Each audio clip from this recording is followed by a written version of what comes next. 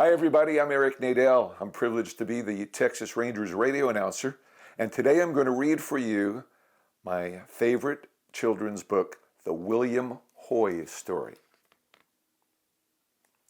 The William Hoy Story, How a Deaf Baseball Player Changed the Game, by Nancy Chernin, pictures by Jez Tuya. It's published by Albert Whitman and Company, Chicago, Illinois. There's a dedication. It reads, "For my parents, Flora and Douglas Chernin, with gratitude for bringing me up in a world of books and love." That's from the author. And from the illustrator, "For Mama and Papa, thanks for believing in me." And here we go. William scooped dust to dry the sweat off his slick rubber ball. He stared at the small X he had chalked on the barn wall. He closed his eyes. He opened them, and he threw. Bam! He hit the mark. He stepped back so he could try again.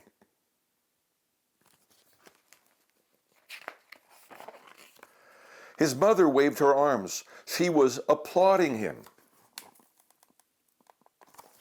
She touched her fingers to her mouth to signal eating. He read her lips as she said, "Dinner." William pulled out his pad and pencil and scribbled, "Just a few more. I want to be perfect for the tryouts," and his mother nodded. His family was passing the mashed potatoes around the table when William pushed open the door. He read his father's lips, telling him to wash up for dinner. He also read what his father's lips mouthed to his mother. "Baseball," his father said, shaking his head. "It will never last." Still, William could not wait to try out at his school, the Ohio State School for the Deaf. At tryouts, he threw the ball, he caught it, he batted, and he waited. And the captain said, "Too small." William never got much taller than 5'5". He couldn't do anything about that, but maybe they'd give him another chance if he aimed better and ran faster. So every day after homework and chores, he practiced. One day, William was standing outside the cobbler shop where he fixed shoes. He was watching men play baseball in a far-off field.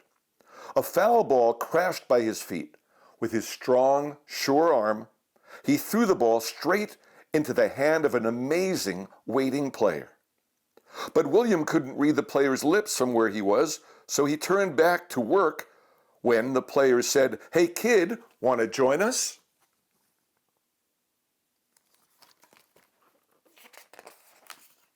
The man ran to William and tapped his back to get his attention. William whirled around, and this time, when the man repeated the question, William understood, and he scrambled happily out to the outfield. William threw the ball smack into his teammate's hands, and when he was up to bat, he sent it soaring where no one could catch it. "What's your name?" asked one of the players, and William wrote, "William Hoy." The man looked at the piece of paper a long time. He seemed to be thinking. "Do you want to try out for our team?" he asked William at last.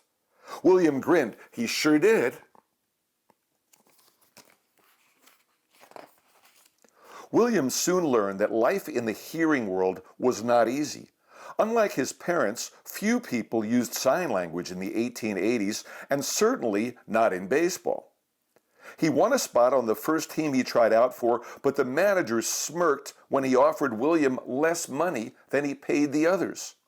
"I quit," William told him with his notebook, and he quickly found another team. But even on his new team, some players talked behind his back, so he wouldn't know what they were saying, and others hid their mouths, so he couldn't read their lips. One day, a pitcher played the meanest trick of all. William let 3 pitches go by because he thought they were balls. He was too far to read the umpire's lips. He didn't know they were actually strikes. He stood gripping his bat, waiting for the next pitch, but the next pitch never came.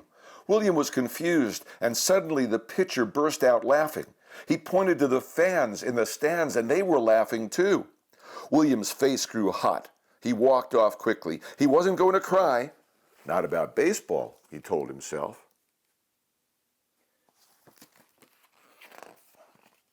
He jammed his hands in his pockets. Paper crunched against his fist, and he pulled out a letter from his mother. He read again how much she missed him. William missed his family too. He remembered how his mom would raise her arm to applaud him.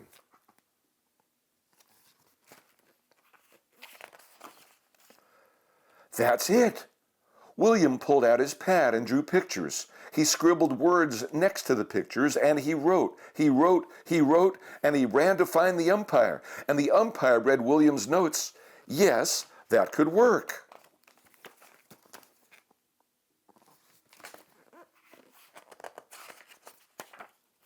The next time William was at bat, the umpire raised his right hand for a strike and his left for a ball.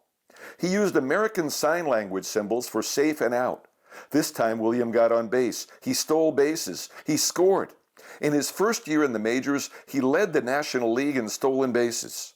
With his strong, sure arm, he became the first player to throw 3 base runners out at the plate in one game from the outfield. William taught his teammates signs so they could discuss the plays without the other team hearing, and they loved it.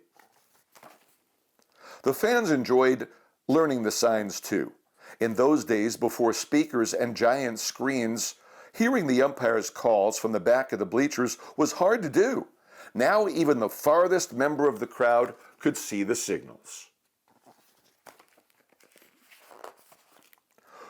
Teams were begging for William. He played for several before signing with the Cincinnati Reds near his family's farm. William was proud to show his parents that the boy who didn't make the school team was one of the most popular players in all of baseball. When William stepped up to the plate, shaking his bat over his shoulder, fans knew he'd hit or walk his way to first and then swiftly steal his way all around the bases. Carefully watching the signals, he led the American League in walks in 1901. He was called the King of Center Field because for 10 years he was ranked among the top 5 outfielders to get hitters out by catching hard-to-reach fly balls. After William became a star, he thought nothing would surprise him. Then one day, when he ran out onto the field, fans waved their arms from the stands just as his mother did when he was a boy. They waved hats too. William said he'd never cry about baseball, but he did cry at the sight of deaf applause. All he'd wanted to do since he was a boy was find a way to play his favorite game. He never dreamed he'd change how the game was played, but he did, and we still cheer him today. The end.